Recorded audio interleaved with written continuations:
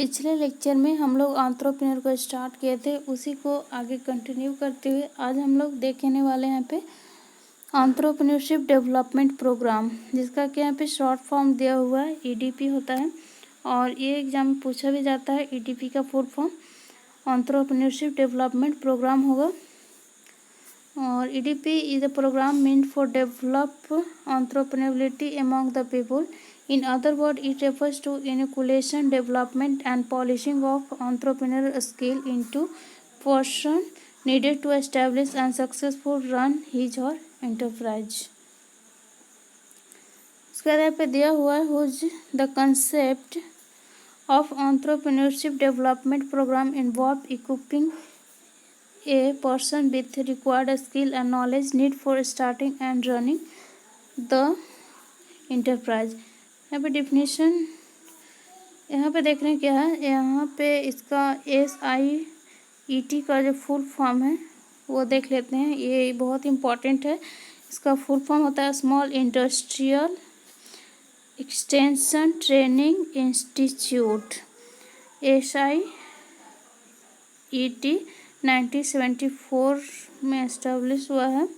और नाउ अब ये क्या है, national institute of small industrial extension training, जिसका कि यहाँ पे शॉर्ट फॉर्म देख रहे हैं NISIT।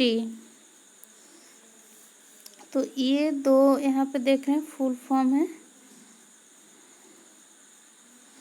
यहाँ पे जो दो शॉर्ट फॉर्म यहाँ पे दिया हुआ है ये बहुत इम्पोर्टेंट है, यहाँ पे है। और उसके बाद आगे देखते हैं the attempt to develop a person and entrepreneur through structural training. The main purpose of such entrepreneurship development programme is to widen the basis of entrepreneurship by development achieving the motivation. और इसके बाद यहाँ पे एक definition देख लेते हैं। NPC के द्वारा दिया गया है 1985 में। Entrepreneurship development programme is design to help an individual in strengthening. तो एंटरप्रेन्योरशिप ये जो प्रोग्राम डेवलप किया गया है, क्यों किया गया है, हेल्प करने के लिए, इंडिविजुअल को स्ट्रेंथनिंग करने के लिए, हिज एंटरप्रेन्योरशिप मोटिवेशन के लिए किया गया है, and in acquiring skill and capability necessary for playing his entrepreneurship role effectively. It is necessary to promote his understanding of motive and their impact on entrepreneur value and behavior of his purpose। अब हम लोग यहाँ पे objective देख लेते हैं entrepreneur का क्या होता है। The develop and strength the entrepreneurial equality that is motive और नीड फॉर अचीवमेंट। ये इम्पोर्टेंट है जिसका ऑब्जेक्टिव होता है। इसके बाद यहाँ पे देखते हैं फर्स्ट में क्या है। सेलेक्ट द प्रोडक्ट को सिलेक्ट करेगा। Formulate the proposal for product. Understand the process and procedure involve in the setting up A small enterprise. Appreciate the needed entrepreneur discipline to develop broad vision about business, enable him her to take decision, develop passion for image integrity and honesty, make him learn compliance with law। तो ये यहाँ पे कुछ यहाँ पे objective दिया हुआ है।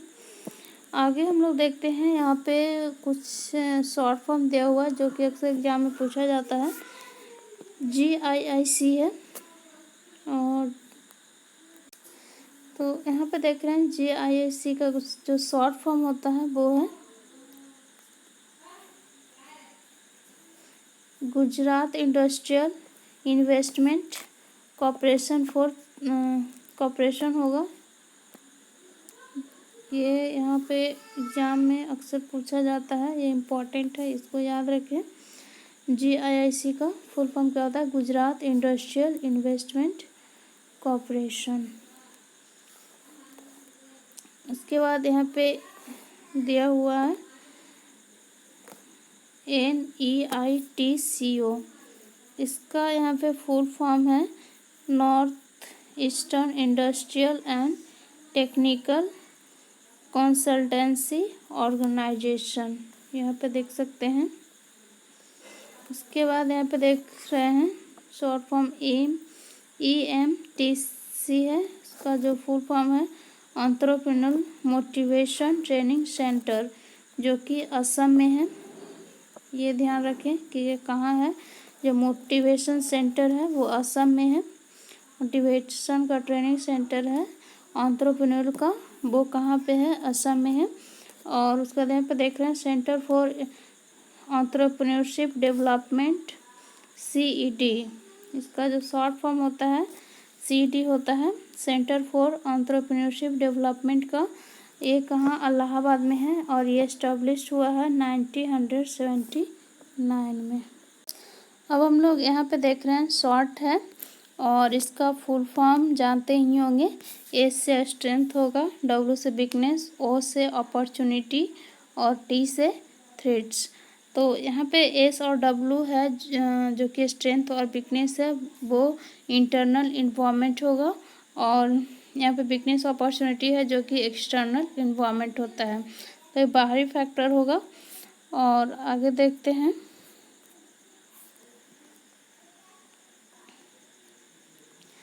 यहाँ पे देख लेते हैं strength refers to the basic asset of the organisation which provide for growth and development.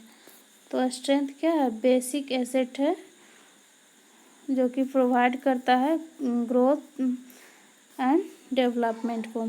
Weakness क्या है, the liability of the organisation.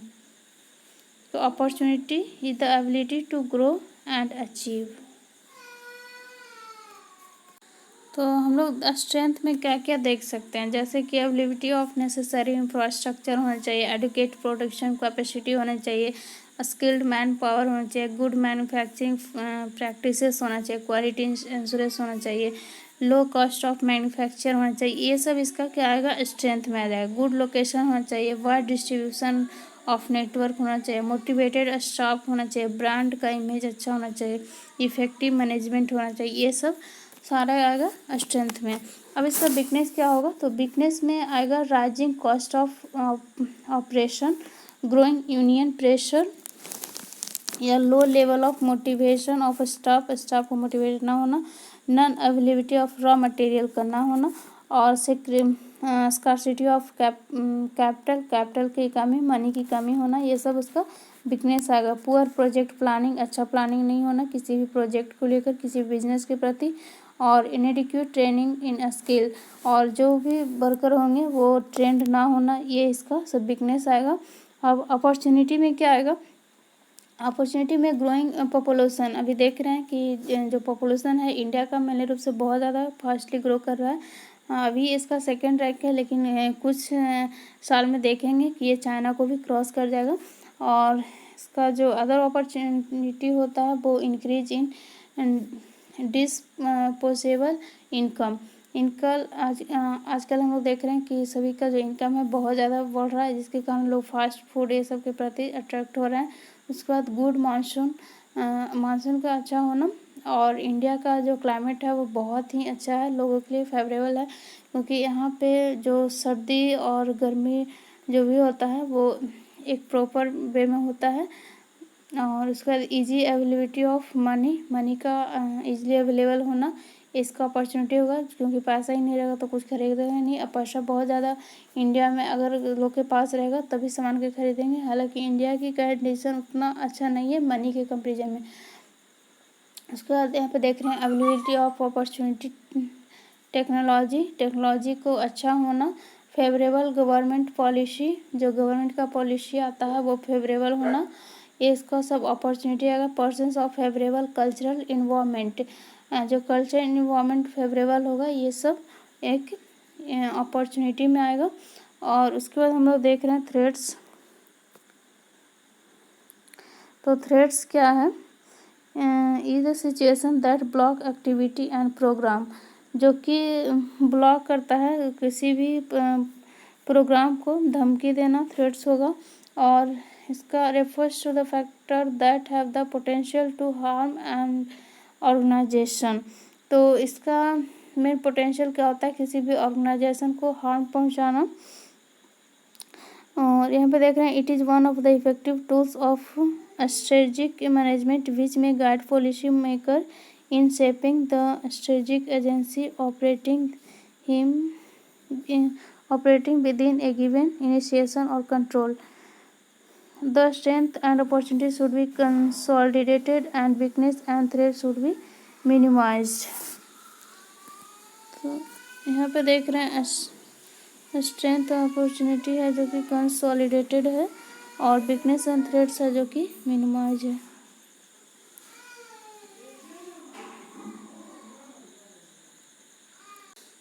अब हम लोग यहाँ पे थोड़ा सा वेंचर कैपिटल्स के बारे में देख लेते हैं। Venture capital is a form of financing specially design for funding high technology, high risk and perceived high reward project. तो वेंचर क्या है, एक high technology, high risk and high perceived reward project है। और इसके बाद यहाँ पे A venture capitalist provide fund to the entrepreneur pursuing new and hetero unemployed avenue and ads। जो यहाँ पे देख रहे हैं, whose venture capital help the entrepreneur यहाँ पे कुछ मीनिंग मिस्टेक है, their idea. The venture capital help the entrepreneur translate their new idea into commercial production. और it specially help in financing of high technology project and help translate research and provide his production. उसके बाद यहाँ पे एक short form दिया हुआ है IFCW। इसका जो फुल फॉर्म होता है इंटरनेशनल फाइनेंस कॉर्पोरेशन वाशिंगटन। उसके बाद define venture capitalist as equity feature capital seeking investment in new idea. यहाँ पे आगे कुछ ऐसा नहीं दिया हुआ है। इट में also include investment in turn under situation. In India, venture capital industry had its formal introduction in the budget speech of finance minister in 1988। ये थोड़ा सा देख रहे हैं पे इम्पोर्टेंट है। In India the venture capital industry had it formal information in the budget speech on off the finance minister in 1988 thought extremely focused in its technology development objective. The introduction organized he need a source of patent capital with the ability to participate in high risk project in return for high reward। यहाँ पे एक short form देख रहे हैं ICICI का जो full form होता है वो है industrial credit and investment corporation of Indian come with initiative.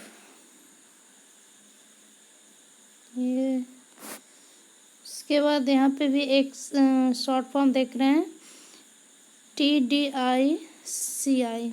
इसका जो फुल फॉर्म होता है technology development and information company of India limited.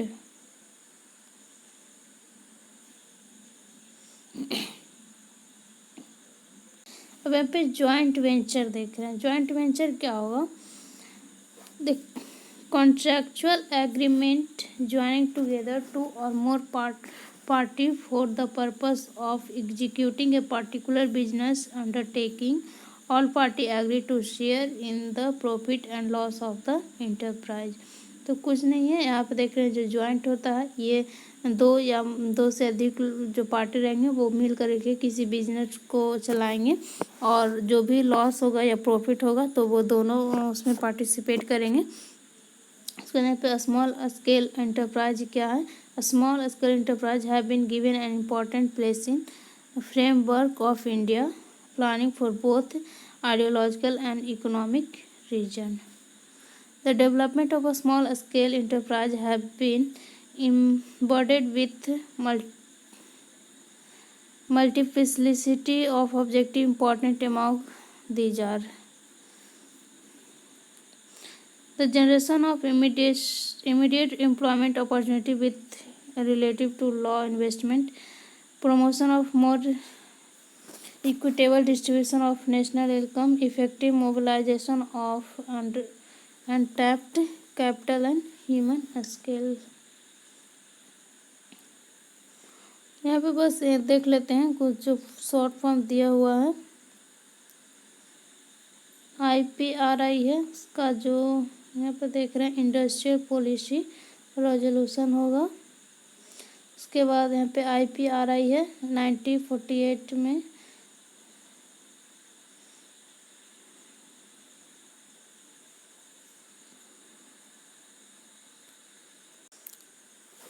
यहाँ पे देख सकते हैं IPR 1918 में है। Increase in investment selling from RS1 to 2 lakh in case of tiny unit, from 10 lakh to 20 lakh in case of a small scale unit, and from 15 lakh to 25 lakh of ancillaries. The small enterprise policies 1991 में government of India for the first time tabulated new small enterprise policy, TILD policy, measure for promoting and strengthening and supplementing a small, tiny and village enterprise, 6 अगस्त 1991 में। यहाँ पे एक short form दिया हुआ है MSMTE। इसका जो फुल फॉर्म होता है micro small and medium enterprise development act 2006 में आया है। वहाँ पे देख रहे हैं कुछ माइक्रो मैन्युफैक्चरिंग इंटरप्राइजेज।